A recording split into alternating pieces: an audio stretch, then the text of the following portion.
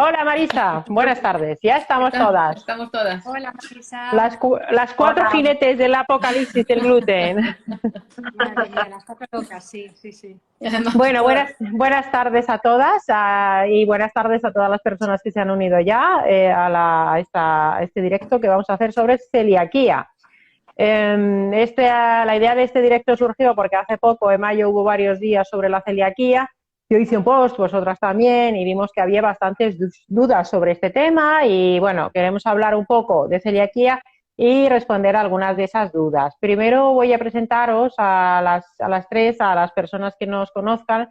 Empezamos por Almudena. Almudena es dermatóloga y experta en autoinmunes y también doctora en medicina.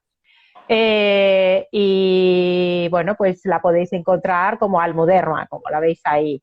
Yo la conocí en IFEMA, coincidimos ahí trabajando durante el COVID, las dos juntas, y hicimos una excelente relación ahí. Y bueno, pues está a tope también con todas estas estrategias de salud 360 grados. Si quieres terminar de presentarte, Almudena, y contar también ya de paso para introducir el tema de manera muy básica, en un minuto, por qué te preocupa la celiaquía como dermatóloga, como médico y como persona, vaya. bueno, pues como tú has dicho, nos conocimos en IFEMA y yo quiero terminar contando un poco la historia, porque es que yo soy celíaca y a mí me diagnosticó Sari. Yo llevaba toda la vida teniendo problemas, como le pasará a muchos de los pacientes o de las personas que nos están viendo, y pues me habían hecho. De pequeña, hace años no se hacían pruebas de celíaca salvo que hubiera una clínica muy clara, ¿no? Y pues ahora ya de adulta me había acostumbrado a vivir así.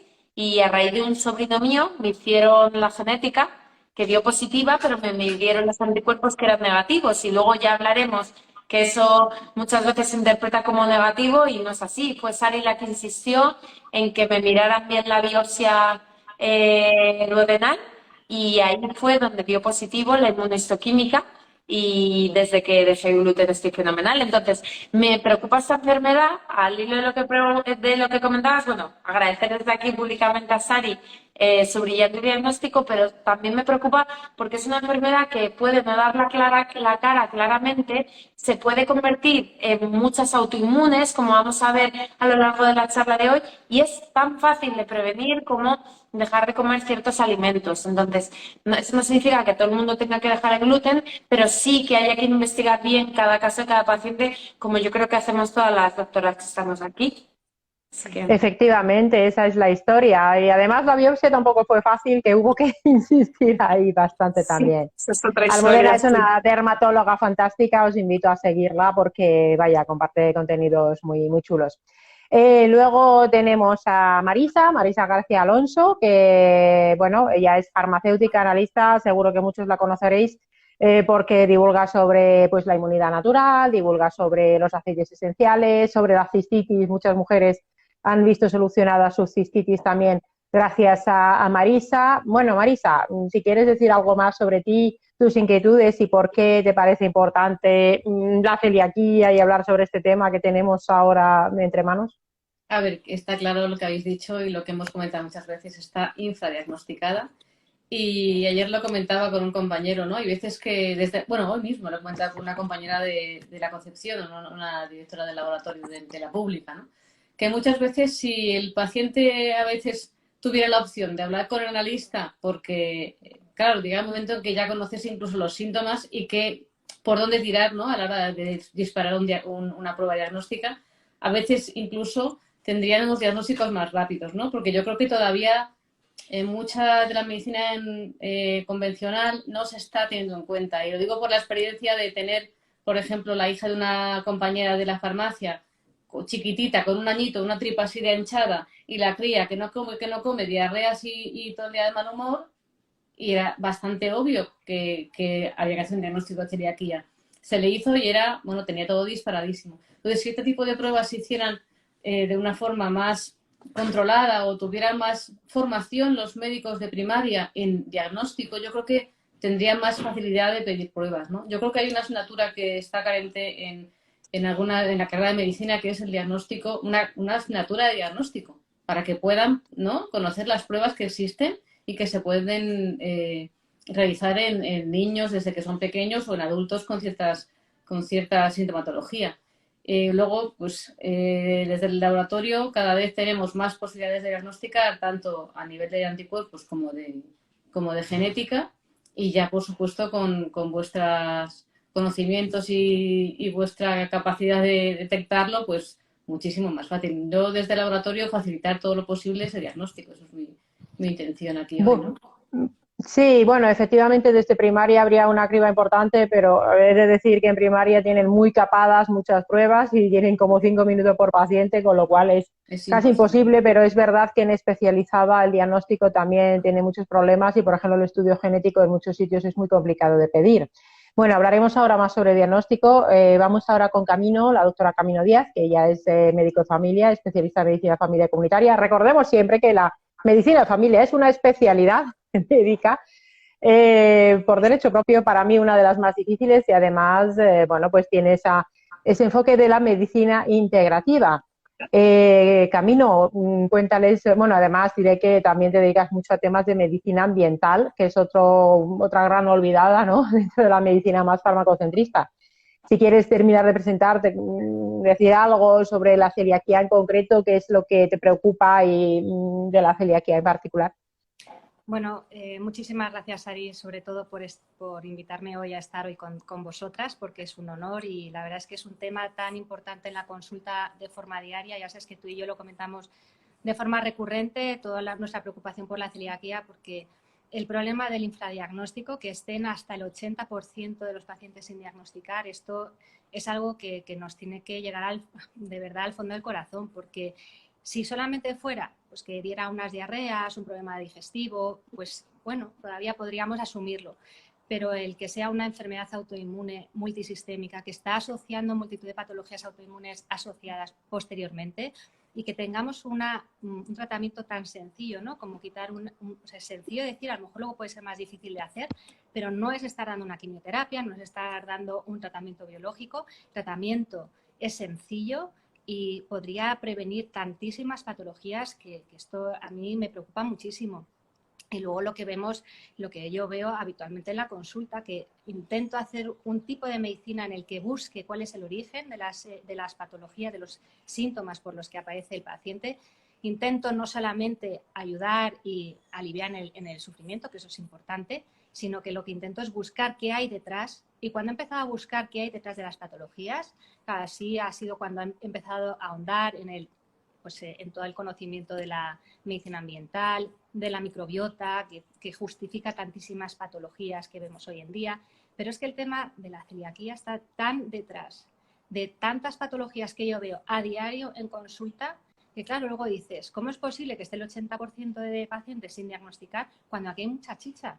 ¿Y qué es lo que está pasando? Y por lo que me parece a mí que tenemos un gravísimo problema, pues que estamos haciendo un diagnóstico basado en una cadena de errores de concepto. O sea, no puede ser que hoy en día estemos diagnosticando una enfermedad que ha ido evolucionando en las últimas décadas y que ahora sabemos que la manifestación típica se ha quedado ahí obsoleta, o sea, la cumplen cuanto un 10% de los pacientes. O sea, ahora mismo la manifestación más habitual es la extraintestinal y la atípica. Entonces, no podemos seguir haciendo diagnósticos basados en los conceptos que teníamos antes. No, entonces, sabemos que es un diagnóstico anatomopatológico para llegar al diagnóstico final, salvo en ciertos casos pediátricos, pero los recursos que tenemos para llegar hasta esa biopsia intestinal se nos quedan pues muy limitados y hay un montón de dificultades a la hora de seguir indagando. ¿Por qué? Primero, por el tema de la clínica, porque tenemos muchas manifestaciones que no estamos teniendo en cuenta como médicos, y los médicos de familia, por desgracia, pues con 5 o 6 minutos que tienes por paciente, es que poco te da tiempo para pensar en algo más que simplemente quitarle pues el dolor de cabeza con un medicamento o decirle, bueno, pues algún remedio para ese estreñimiento, o a lo mejor le dejamos con un síndrome de intestino irritable y seguimos, pero no estamos profundizando. Y entonces no estamos teniendo en cuenta todos estos síntomas extraintestinales que cubren multitud de órganos, como iremos viendo. No estamos teniendo en cuenta que la serología hoy en día está siendo un fracaso para el diagnóstico. y se está Sí, basando que son tanto los en ello. anticuerpos, ¿no? Para que los que no... Claro. La Sí, ahora serología hacemos son un los pequeño anticuerpos. resumen de esto, sí. Claro, la serología, que son los anticuerpos anticeliaquía, que son los antitransglutaminasa IgA, hoy en día, gracias a ellos o debido a ellos, cuando salen negativos, que son en la mayoría de la población, porque sabemos que son positivos principalmente cuando hay una atrofia de vellosidades, pero es que en este caso habitualmente hay muchos síntomas intestinales y si sabemos que hoy en día la manifestación extraintestinal es la más habitual, entonces no podemos seguir basándonos en la IgA antitransglutaminasa. Y tengo tantos pacientes que piensan que no son celíacos y que les tengo que replantear su diagnóstico porque me dicen, no, si a mí me hicieron una analítica y digo, tráemela, vamos a verla. Entonces estamos haciendo diagnósticos o exclusiones de celiaquía por una IgA antitransglutaminasa negativa y eso me parece una aberración. Entonces, Sí. es algo que hay que cambiar de concepto. Luego estamos viendo que la genética tampoco nos cubre todas las expectativas. Porque Sí, voy a hacer un poco un resumen de todo esto y ahora ya pasamos a comentarlo más a fondo, porque, claro, la gente que se ha conectado, quizás, bueno, hablamos de celiaquía, pero voy a hacer un resumen muy, muy breve de la celiaquía, en 2 minutos, 4 píldoras. Y luego pasamos a comentar todos esos perfiles y manifestaciones. Entonces, la enfermedad celíaca es importante, no es una enfermedad digestiva, por lo tanto, en pensar que el diagnóstico que le corresponde al digestivo ya para empezar es un error, es uno más porque tiene que hacer la prueba complementaria que es la biopsia, pero es una enfermedad multisistémica autoinmune. Esto quiere decir que puede afectar a cualquier parte del cuerpo y genera un problema de autoinmunidad. El sistema inmunitario ataca a prácticamente cualquier parte del organismo. Como comentaba Camino, y ahora hablaremos de las manifestaciones y hablará también Almudena de las manifestaciones dermatológicas. Las manifestaciones, todo el mundo piensa, celiaquía, pues como el niño que comentaba Marisa, niño pequeño, delgado, que no crece y que tiene la tripa muy hinchada y tiene diarreas. Eso ya es muy poco frecuente. ¿Y qué? Que ni así lo detectan. Y aún así a veces se queda sin detectar. Entonces, la celiaquía hoy en día es, en medicina hay un concepto que es la gran imitadora, que antiguamente pues podía ser la sífilis, también podría ser el Lyme, que es una enfermedad que puede imitar a prácticamente cualquier otra y dar muchos síntomas.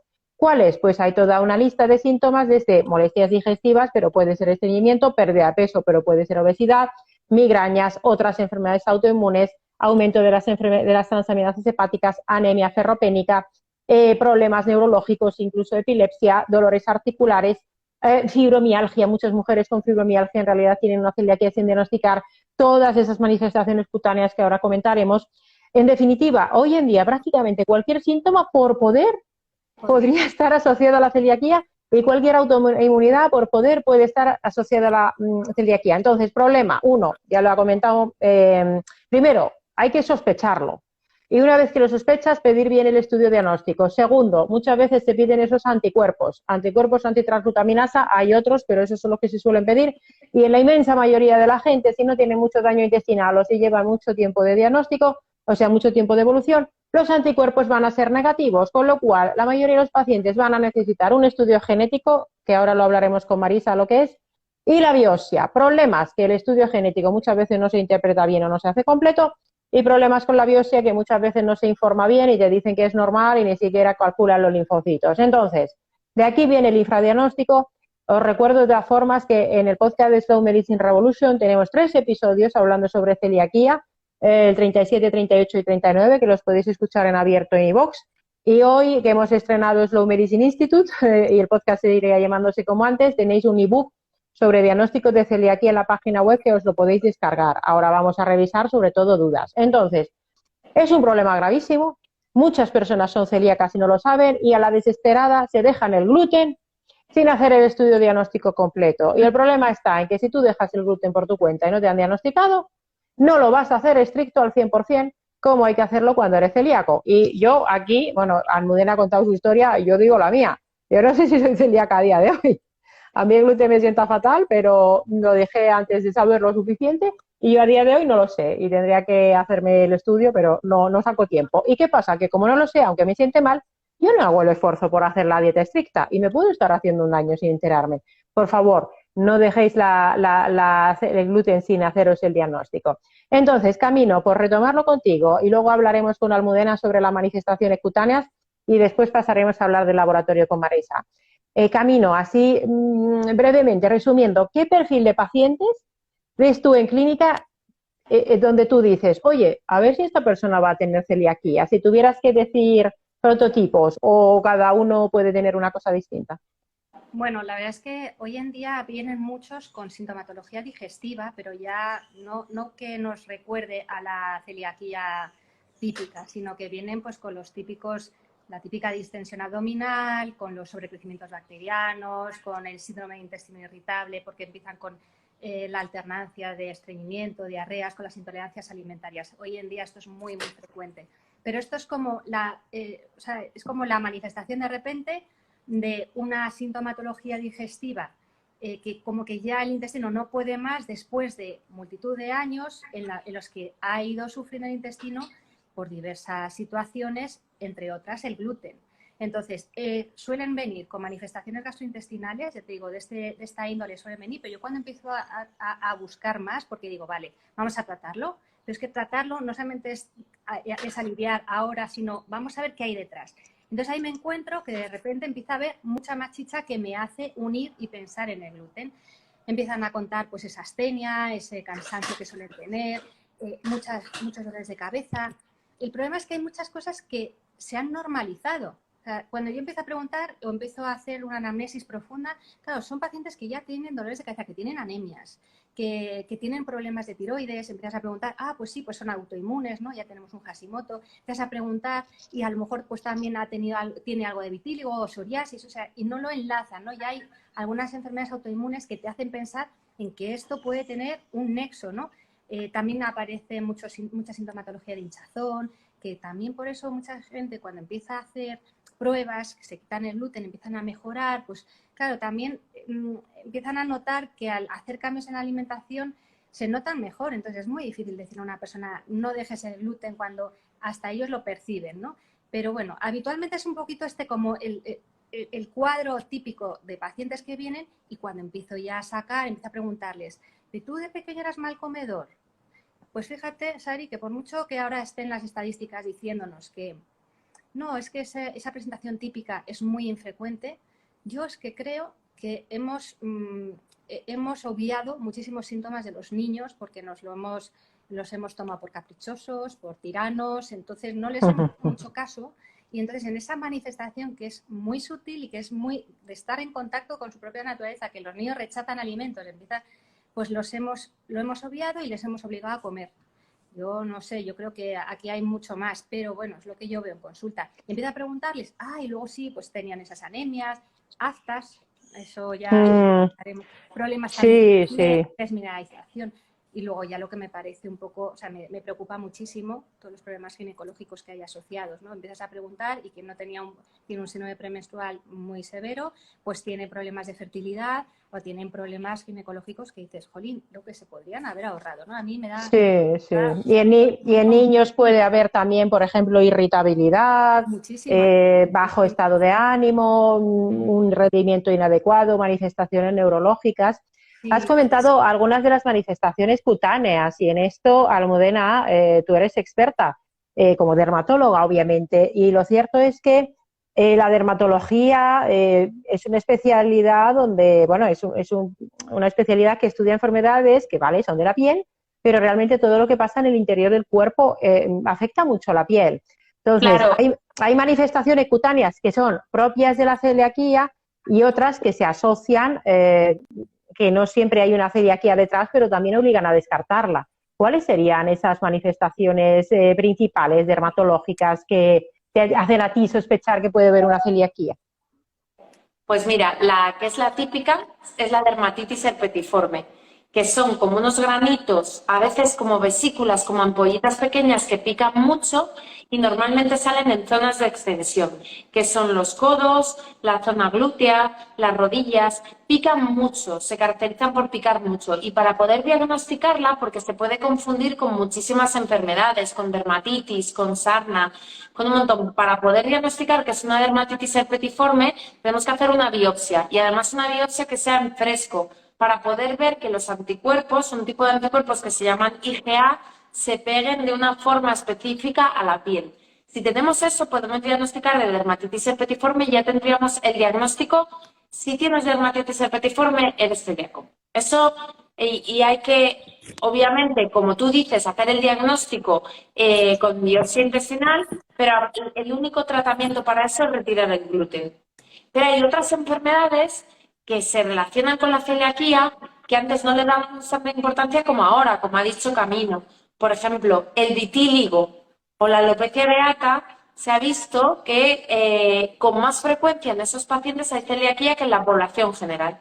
Si ahora mismo el porcentaje, que no sé en cuánto estamos en población general actualmente con los diagnósticos que hay, aunque está infradiagnosticada, como ha dicho Marisa, es un 2%, estamos hablando que en pacientes que tengan un vitíligo o que tengan una celiaquía, dependiendo de los estudios, lo estamos viendo en un 5, en un 12, hasta en un 20%. Con lo cual, en estos pacientes, como habéis dicho, hay que buscarlo con más detalle todavía. Pero es que recientemente ha salido un estudio en la revista americana de dermatología que estudian a muchísimos pacientes celíacos. Ahora con todo lo del Big Data estudian casi 50.000 pacientes celíacos y lo comparan con 250.000 personas que no tienen celiaquía. Y observan que los celíacos tienen más patología cutánea. No solo tienen más vitíligo o más alopecia areata, que son patologías autoinmunes, también tienen patologías inflamatorias, como puede ser la psoriasis, que ya la habéis mencionado, la dermatitis atópica o la urticaria. Entonces, ¿significa que en cualquier paciente que tenga una patología dermatológica debemos sospecharlo? Pues hombre, nos volveríamos un poco locos porque la piel es el órgano más extenso, pero sí que es verdad que ante un paciente que no va bien con el tratamiento, que no va bien, hay que investigar más, como ha dicho Camino, no nos podemos quedar ahí. Entonces, si tenemos un paciente que pueda tener cualquiera de estos síntomas, pues hay que hacer un estudio correcto. Y el estudio correcto, como bien habéis dicho, pero por si se incorpora gente, es hacer estudio genético, no solo de anticuerpos. Y si hay sospecha y tenemos una genética positiva, tenemos que hacer una biopsia intestinal. O sea, sale en casa del herrero cuchillo de palo, pero tú a mí me dijiste bien, me dijiste que la biopsia, y fue así como me diagnosticaste. Y la verdad es que cambia tanto. O sea, yo lo sé como médico, pero también en este caso como paciente. Cambia tanto cuando dejas el gluten que dices, como algo tan sencillo no lo he podido hacer hasta ahora. Pero es lo que tú dices, si a mí no me hubiera diagnosticado, jamás lo estaría cumpliendo tan a rajatabla como lo cumplo con el diagnóstico. Claro, es que... Perdona, Sari, porque aprovechando que Sí, está Almudena, hay sí. una de las patologías cutáneas que para mí es la más frecuente, pero quería, aprovechando la situación, preguntarte por ella, por la hiperkeratosis folicular, porque yo lo veo mucho y es luego el típico diagnóstico que derivo a dermatólogos, a partir de ahora te derivaré a ti, pero luego es muy difícil que ellos lo enlacen con que puede ser celiaquía. Y yo sé, vamos, lo estudio, lo miro, lo reviso, vamos, leo de todo y está muy relacionado. Y luego lo veo en la práctica clínica. Quitas el gluten, desaparece todos los granitos de aquí. Dices, ¿cómo es posible? Pues puede ser, fíjate, con la queratosis pilar o hiperkeratosis folicular, que para los que nos estén oyendo son como esos granitos que salen en el brazo, que se tocan mucho, o en los muslos, que son como piel rasposilla, ¿no? Y que normalmente la tratamos con hidratantes y queratolíticos, con cremas de urea, de salicílico, de ácido láctico, ¿no? Y no hay nada publicado porque casi que no lo consideramos patología. Lo consideramos un poco una forma de ser de la piel, una piel un poco más seca. Pero es bastante interesante y se podría hacer esta investigación. Sí, sí, además que es bastante frecuente y además hay una predisposición genética, vamos, en muchas familias, ¿no? Yo lo tiene la hiperkeratosis esta, ¿no? Bueno, hemos revisado un poco manifestaciones, vamos a las generales y las de la piel. Recordad siempre que la piel hay que conseguir un diagnóstico, ¿no? O sea, no os empecéis a echar cremas por vuestra cuenta, sino intentad conseguir un diagnóstico porque al final si no estáis tapando un síntoma y la piel es pues un órgano, el mayor órgano del cuerpo, pesa unos 5 kilos y expresa muchos síntomas, ¿no? Del interior del cuerpo. Vamos ahora con Marisa y acabamos esto y después vamos a empezar a responder a preguntas que me pusieron en el post cuando anuncié el directo y algunas que nos están haciendo ahora, ¿vale? Marisa, tú en tu laboratorio haces lo que es el estudio diagnóstico tanto de anticuerpos Y bueno, en los anticuerpos tampoco es que haya mucho que rascar, porque ya hemos comentado que al final los anticuerpos muchas veces son negativos. Si son positivos, pues ya lo valoraremos y aparte en los niños en algunos casos te pueden ahorrar la biopsia. Los adultos se sigue haciendo la biopsia, aunque yo he llegado a ver adultos que tenían los anticuerpos positivos y como la biopsia les salía negativa supuestamente porque estaba mal informada, les decían que era un falso negativo de los anticuerpos y que era intestino irritable, o sea, barbaridades. Pero los anticuerpos al final lo que tiene que quedar claro es que su negatividad no descarta la celiaquía. Entonces, hay una cosa que es muy poco conocida, que es el estudio genético, que aquí diré que realmente no se analizan los genes, sino que se analizan unas proteínas específicas del sistema inmunitario. ¿Qué podrías contar sobre el estudio genético en general y sobre lo que hacéis en el laboratorio en general, ¿no? Vale, ahora además que tenemos un director técnico nuevo maravilloso que ha puesto una técnica en marcha con todos los alelos posibles que puedan dar lugar a los digamos, heterodímeros que pueden generar lo que es el fenotipo de la celiaquía, ¿no? Pues siempre se habla de DQ2 y DQ8 como algo muy frecuente, sin ponerle, digamos, el pequeño detalle de que, como un día me decía Camino, oye, ¿tú haces el HAD de Q2? El HAD de Q2, bueno, pues efectivamente, depende de los alelos que nuestros padres nos den. O sea, nosotros tenemos 2 alelos de mamá y 2 de papá, ¿vale? Entonces, a partir de ahí, se miden los 4 y se verifica cuál de ellos están, digamos, codificando la proteína que después es el HDA-DQ que vamos a interpretar en el diagnóstico, ¿no? Entonces, a día de hoy, hay en el 90% de los diagnosticados de celiaquía, en el 90% de los diagnosticados de celiaquía hay un DQ 2,5, que es el famoso HAD-DQ2, ¿vale? Ese DQ 2,5, si está en homocigosis, hay una celiaquía con un riesgo, bueno, perdóname, hay un riesgo muy alto o una predisposición muy alta, un riesgo muy alto de desarrollar la celiaquía. Como decías tú antes, una cosa es la genética y otra cosa es que seas celíaco y que desarrolles la enfermedad. Cuando hablamos de genética hablamos de predisposición y nosotros vamos a poder diferenciar 5 niveles, desde nada de riesgo, donde vamos a decir no hay alelos de riesgo porque no aparecen como tales, o riesgo muy bajo, moderado, alto y muy alto. Yo para el directo de hoy, como nunca me lo había hecho, digo, venga, me la voy a hacer yo. Y bingo, tengo el HAD de Q2 y el de Q8. Así que tengo riesgo alto de desarrollar la celiaquía. Ahora me dice, Sari, hazte la biopsia. Madre mía, pues de aquí a que me haga una biopsia tardaré más que tú, yo creo, por la pereza que me da. Pero sí que es cierto que... Pero bueno, tenéis que dar buen ejemplo a los pacientes. Ya, no, sí, pero es por... me lo haré. Pero sí es que yo ya lo sospechaba. O sea, yo es comer un poco de pan y me hace la tripa ¡boom! Que mis hijas me dicen, mamá, ¿vamos a tener hermanito o algo? Y yo sospechaba que algo había, pero nunca me lo he querido hacer. Igual que nunca me hacía disbiosis, porque como nunca estaba bien del intestino, digo, el día que estoy bien me hago los análisis. Pero como nunca estoy bien, nunca me los hago. Entonces nunca me he hecho celiaquia. Y esta vez, para el directo, me la he tenido que hacer, pues por aquello de tener un poco más idea de lo que estamos hablando hoy.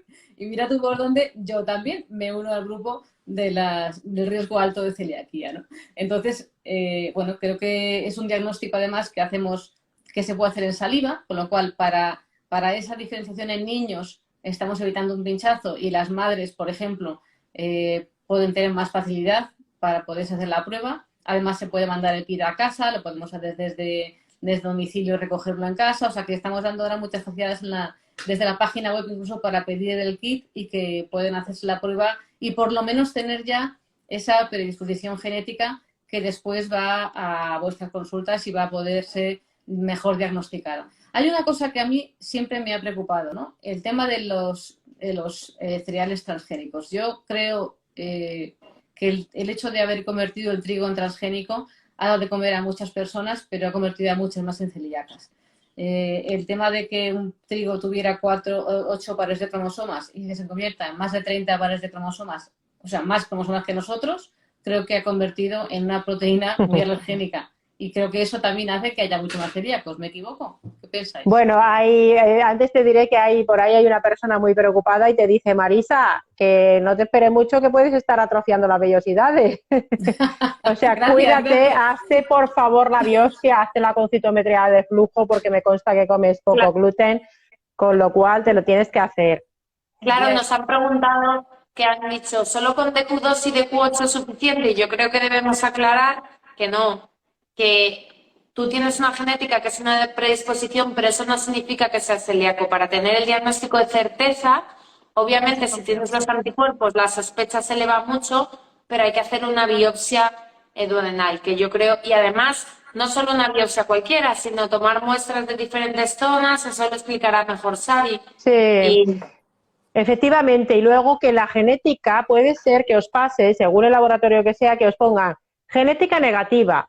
Ojo, a lo mejor no negativa porque puede haber un half de Q2, que había comentado Marisa, y eso sí que es positivo, o puede haber un 7.5 que en muchos laboratorios no se determina y tú ya sí lo determinas, ¿verdad, Marisa? ¿Me has dicho? ¿Cuál? El 7.5. Nosotros ya determinamos todo lo que hay a día de hoy publicado actualmente sobre alelos de riesgo y vamos a poder diagnosticar o diferenciar y poder informar de HAT de Q2, el 2.5, 2.2, el 8 y el 7.5, incluso unos alelos que aunque no sean directamente de Q2 o de Q8 o 7.5, van a ser por dosis, por dosificación, también una predisposición de riesgo a la celiaquía. O sea, hemos conseguido un kit de diagnóstico que engloba todos los posibles alelos que van a dar lugar a estas manifestaciones de poder diagnosticar el riesgo, ¿no? Y esto es súper importante porque si no, los pacientes vienen diciendo, no, yo ya me lo han descartado, pero empiezas a revisar y le han descartado el 2 y el 8, pero no se ha hecho del el todo 7.5. Y no solamente está esto, luego hay un pequeño porcentaje de pacientes que no encajan dentro de esta genética. Y yo creo que es lo que conocemos hoy en día. No solo Claro. 10 años, porque yo tengo 4 pacientes ahora mismo en activo. Uno de ellos ya diagnosticado de celiaquía y tiene una HLA de Q5. Entonces, yo esto no lo encuentro a nivel científico en ningún sitio. Pero, ¿qué es lo que me hace pensar a mí? Pues que es que a lo mejor a largo plazo aparecen otros genes o otros haplotipos que estén relacionados. Por eso, tan importante cuando se haga un estudio de genética de celiaquía, hacer el tipaje completo, no solamente descartar el 2 y el 8. Claro, entonces, preguntan también que si solo con un alelo hay posibilidad. Sí, muy poco.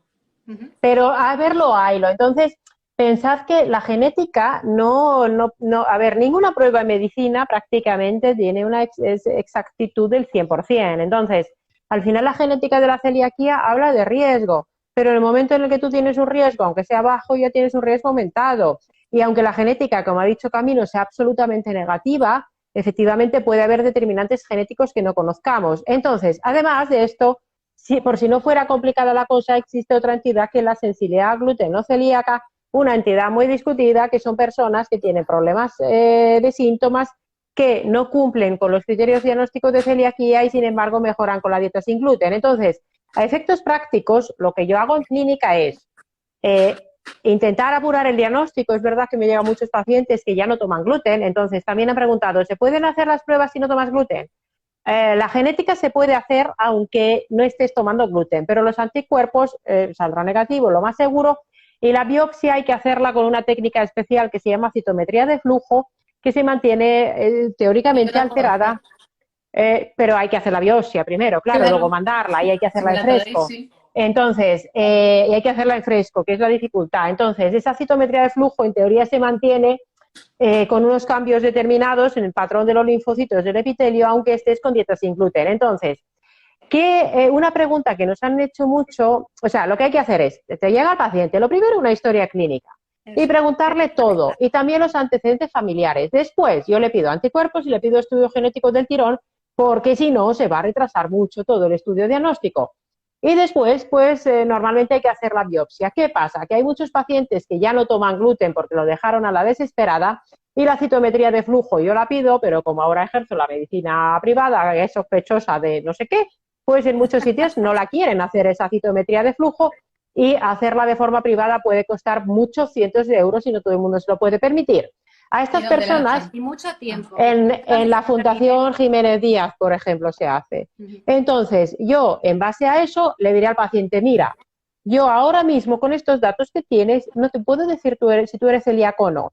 Y yo personalmente, y esto la mayoría de los médicos no lo van a decir, estoy totalmente en contra de la reintroducción. Porque si tú reintroduces el gluten a una persona que ya lleva tiempo con una dieta sin gluten, puede ser que haga un brote de otra enfermedad autoinmune y aunque hagas reintroducción durante 2 meses, hasta un tercio de los pacientes dentro de esos 2 meses puede salir la biopsia negativa, le van a decir que no es celíaco y que sí que lo sea. Con lo cual sería obligatorio hacer citometría de flujo porque hay otras pruebas que de momento no están disponibles en clínica. Con lo cual, historia clínica, genética, biopsia. Y una vez hecho todo eso, dieta estricta sin gluten durante 6 meses y hasta 2 años si hay síntomas neurológicos. Y entonces valoras, por supuesto, además, pues si tiene un SIBO, si tiene otra autoinmunidad, cómo está la vitamina D y todo lo demás. Y a los 6 meses o a los 2 años valoras la evaluación clínica. Y si hay mejoría, pues ya dirás si es una celiaquía, si es una sensibilidad al gluten no celíaca o lo que sea.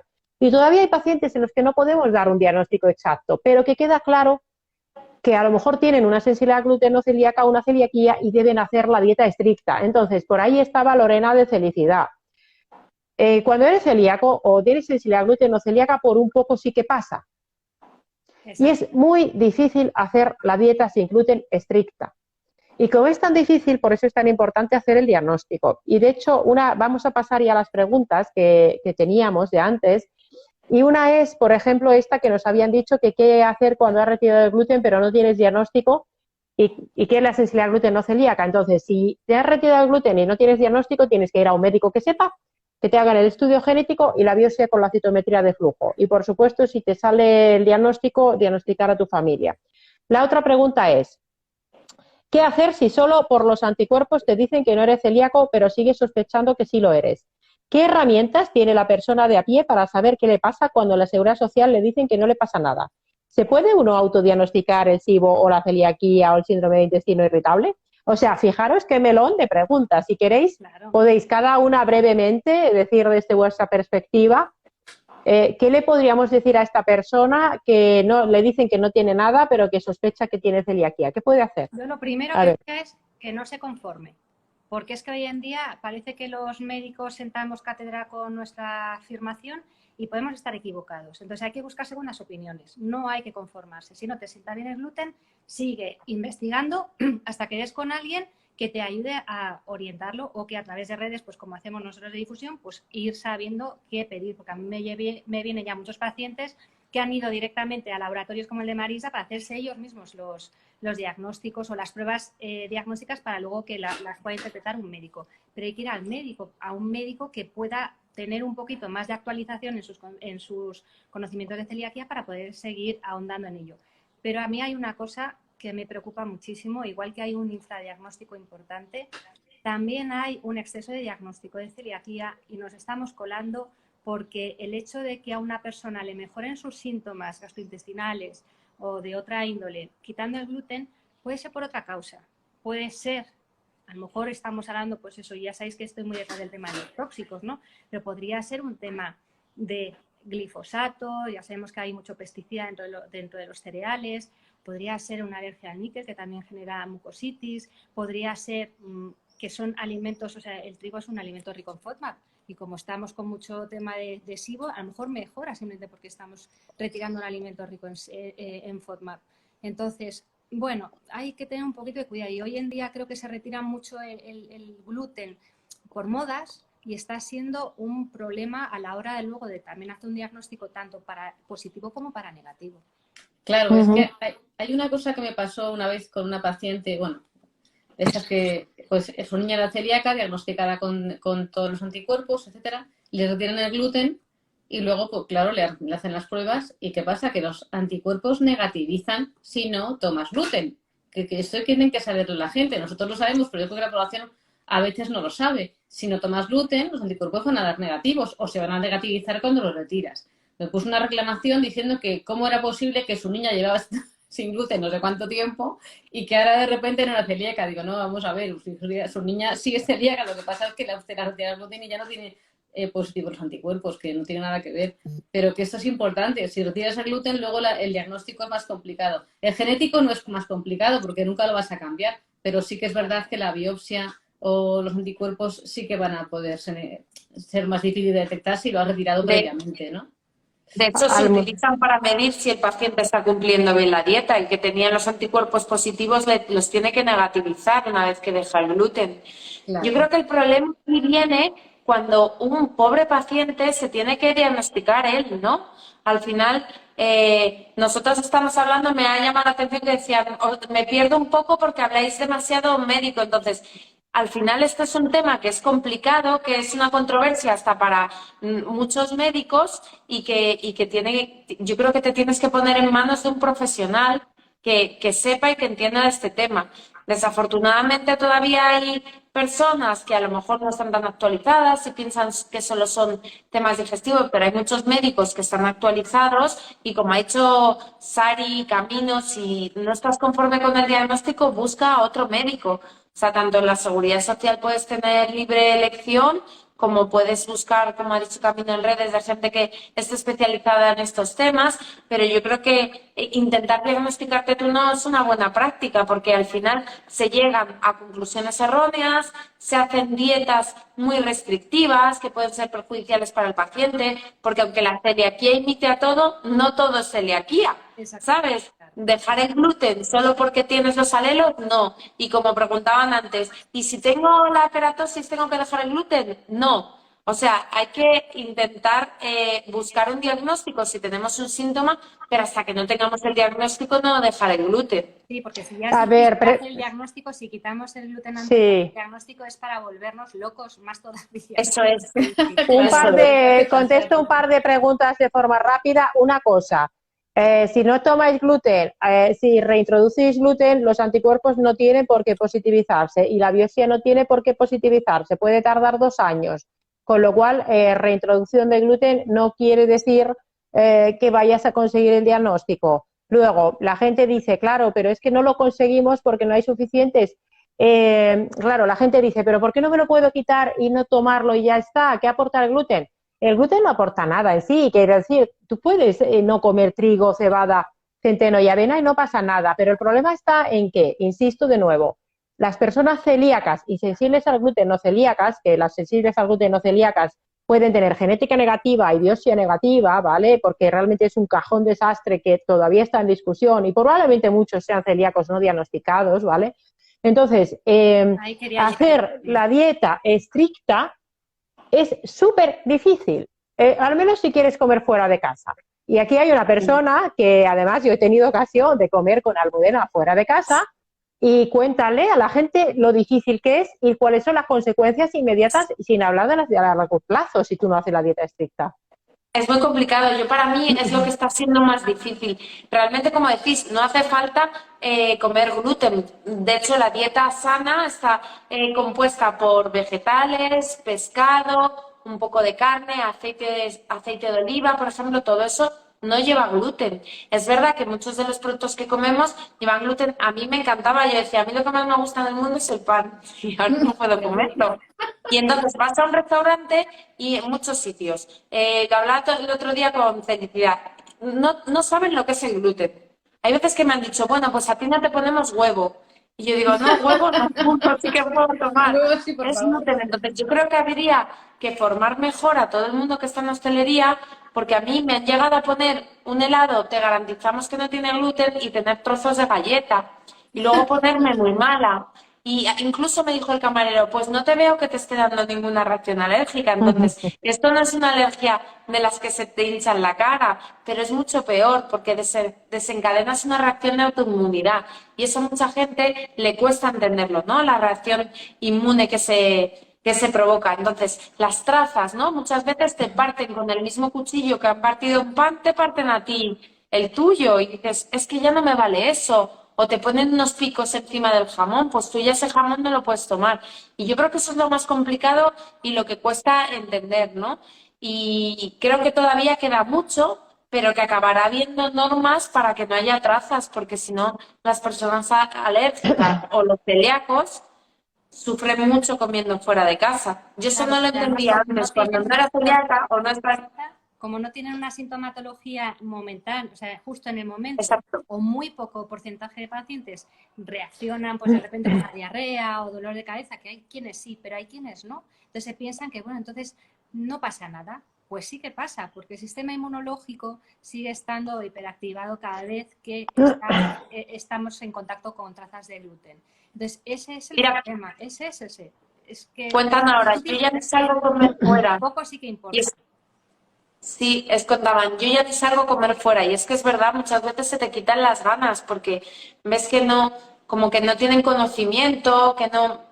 Entonces es complicado. Es un tema en el que hay que mejorar, pero es verdad que hay muchos restaurantes que lo cuidan, por suerte. Yo intento ir a esos. Hay directorios de restaurantes que cuidan mucho, incluso el sello de garantía, ¿no? De celíacos, que eso se puede buscar en internet. Incluso hay restaurantes que no tienen nada de gluten. Entonces, bueno, pues es un Bueno, Ya está comienzo. sí, es empezando ya a difícil. avanzar, sí, sí. Mira, voy a contestar decir brevemente una contestación rápida a un par de cosas. Entonces, había una pregunta de una persona que decía que tenía trastornos gastrointestinales, dermatitis atópica, hipotiroidismo y diabetes, si puede ser celiaquía. Sí, puede ser. Lo primero, pues ir a un médico actualizado.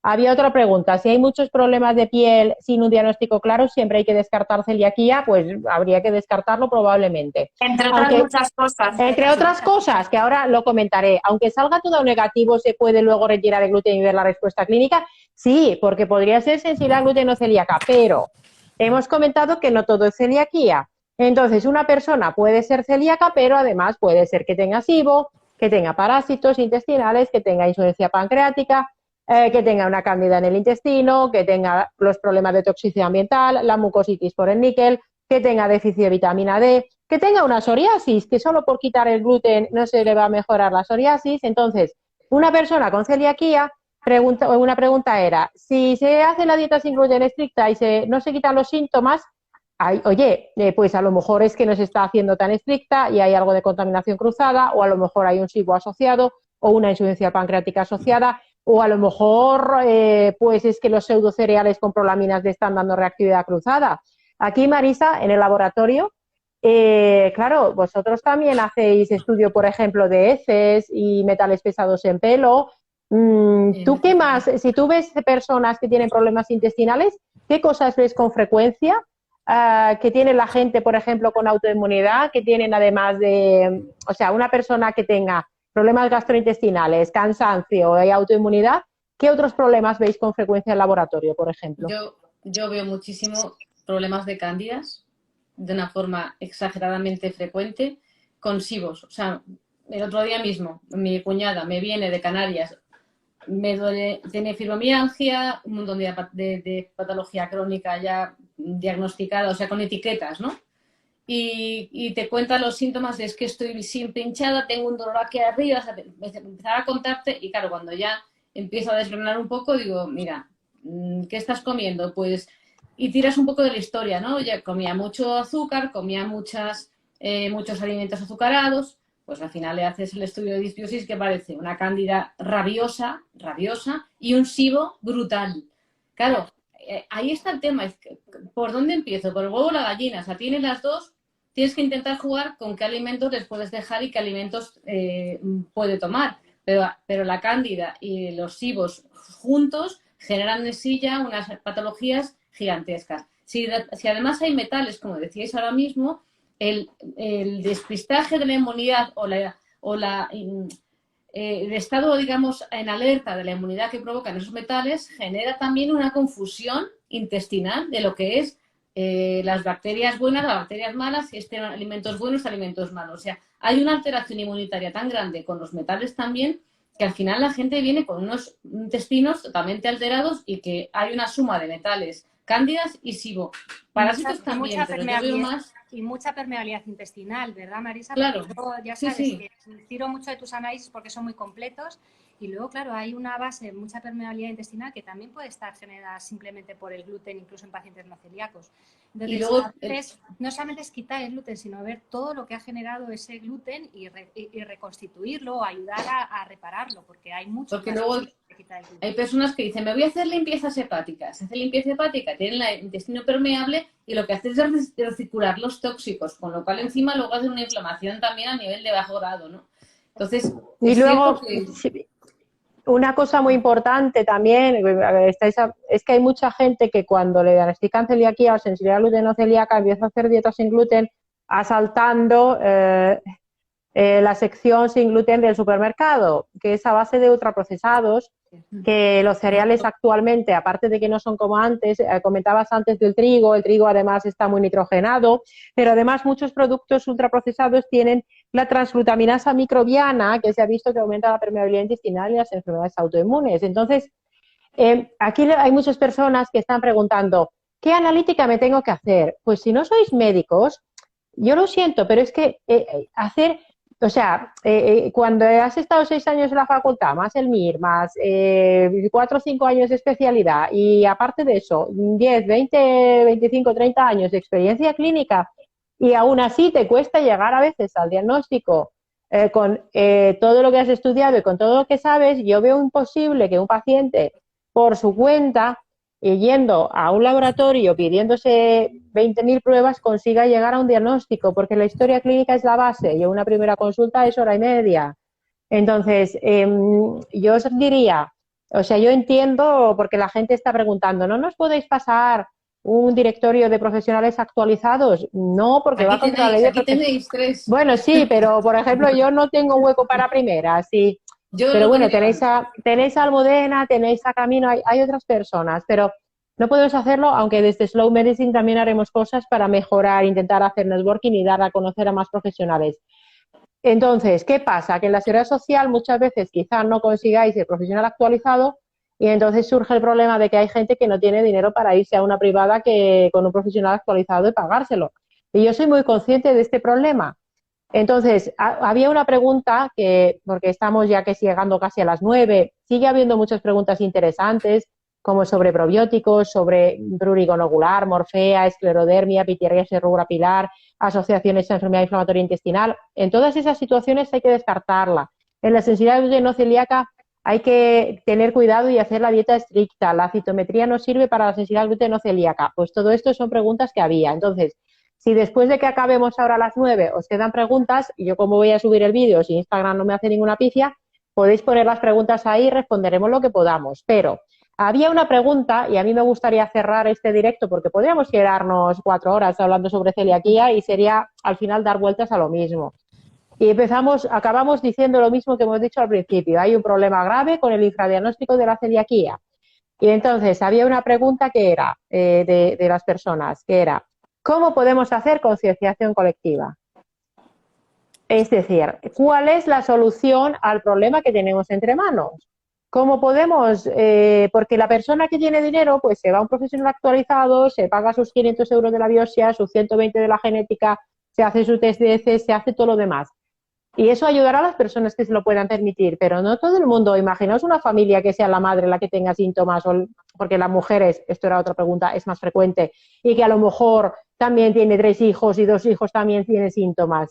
Mucha gente no se va a poder permitir eso. Entonces, vamos a cerrar este directo para que os invito a hacer una reflexión breve, cada una de las 3, sobre qué pensáis que podríamos hacer para dar una solución a nivel global, porque hay mucha gente que tiene este problema. A ver, Camino, empieza tú si quieres. Bueno, yo creo que lo que estamos haciendo, que es difusión, dedicarle tiempo de nuestra familia, tiempo de nuestro trabajo, tiempo de nuestra entrega para hacer concienciación, no solamente a los pacientes, sino también a muchos compañeros profesionales que están desactualizados, que se lean el protocolo de diagnóstico precoz de la enfermedad celíaca del Ministerio de Sanidad del 2018.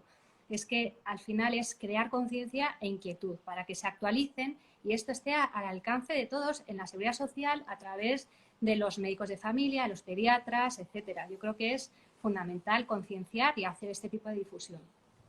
Almudena, ¿tú cómo lo ves? Totalmente de acuerdo con Camino. O sea, la difusión entre compañeros, fíjate, en el último Congreso Nacional que fue en Málaga, viniste tú, Sari, a hablar Sí. de todos estos síntomas y hablamos de la enfermedad celíaca y cuándo sospecharlo, ¿no?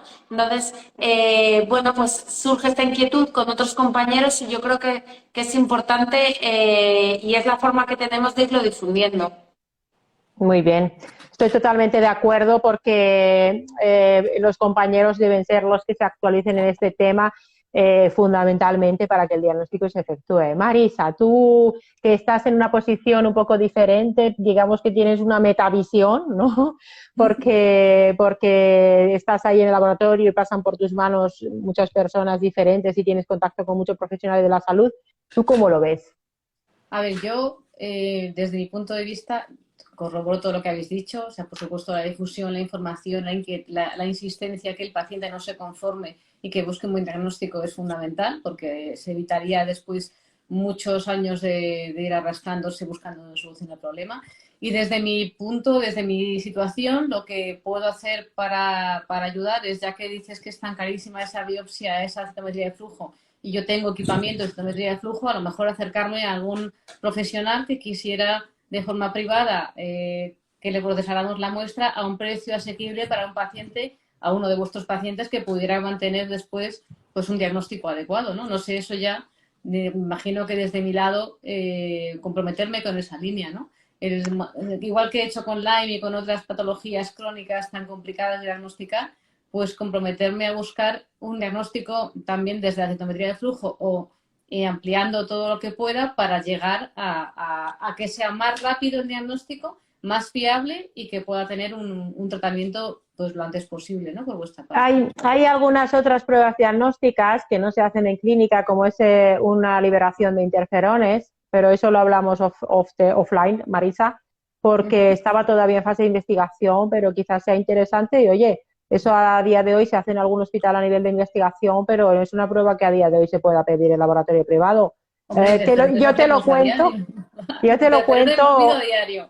yo te lo cuento offline y claro, liberación de interferones se puede hacer, entonces sería ponerte en contacto con la persona que lo ha investigado, si no mal no recuerdo era en el Clínico San Carlos, ¿no?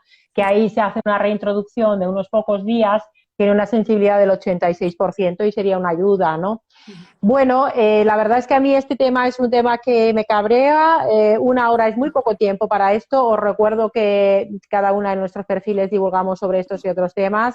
Os recomiendo a la doctora Camino Díaz para esa valoración integral. Os recomiendo también a la doctora Almudena Nuño, su clínica IMDA, Instituto de Medicina y Dermatología Avanzada, para problemas dermatológicos de todo tipo, también con niños. Hay dermatología pediátrica, ¿verdad, Almudena? Sí. Sí. Sí, pues está en Claudio Coello 69 en Madrid, pues hay un equipo fantástico, sois ya varias dermatólogas. Y Sí. bueno, y Marisa, que tiene su laboratorio, estudios analíticos aplicados a la clínica, con un catálogo súper amplio, inmunidad celular de COVID, cuando pues, fuiste las pioneras en hacerlo, el TICPLEX Plus, que eres centro único en España y otros países que lo hace para diagnóstico de borrelia. Y por mi parte, bueno, desde Slow Medicine Institute, pues queremos ver, a ver si consiguiéramos hacer iniciativas también de formación y de concienciación sobre este tema tan sumamente preocupante. Y a la gente que nos escucháis, pues gracias por estar allí. Lamentamos si han quedado dudas sin resolver, podéis ponerlas luego en bueno, pues en los comentarios del vídeo, intentamos responder lo que se pueda. Escuchad de todas formas el podcast. Bajaros también el ebook desde Slow si queréis y intentad buscar un profesional actualizado. Al final la salud es lo primero, puede ser a veces costoso, pero si no tenemos salud tampoco tenemos nada más, ¿no? Entonces muchas gracias a las tres, a la gente ha dicho que repitamos. Dime, Marisa. Una cosa, para mis seguidores que a lo mejor no te conocieran o no conocieran el e-box de Slow Medicine Revolution, es pelotudo. Nada más. O sea, que lo escuchen. Van a aprender un montón, es entretenido, van a aprender y de verdad que lo recomiendo 100%. E-Box Slow Medicine Revolution. Fantástico. Ese es el nombre del podcast. Muchas gracias, Marisa, que ahí podéis escuchar. Tenemos ya 76 episodios y pronto vendrá, bueno, Marisa ya estuvo en el podcast, pronto vendrá Almudena. Con Camino tengo pendiente de buscar la fecha también para hablar de temas de medicina ambiental. Podéis escuchar a fantásticos profesionales en las entrevistas. Bueno, seguro que se han quedado más dudas en el tintero de los que hemos resuelto, pero es un tema tan complejo. Recordad de todas formas que la celiaquía es solo una enfermedad, que hay otros muchos problemas de salud, que no hay que obsesionarse con una única cosa. La salud es un asunto de 360 grados, salud integral, y en esa salud integral donde se necesitan son profesionales buenos como estas mujeres maravillosas que tenemos aquí. Así que muchas gracias a las tres y os emplazo a que en otoño ya repitamos con algún otro tema que pueda resultar de interés. Encantada. Perfecto, gracias a ti por Muchas gracias. organizarlo, Sari. Eso, Muchas gracias a gracias. todas. Gracias. Chao. Adiós. Chao. Adiós.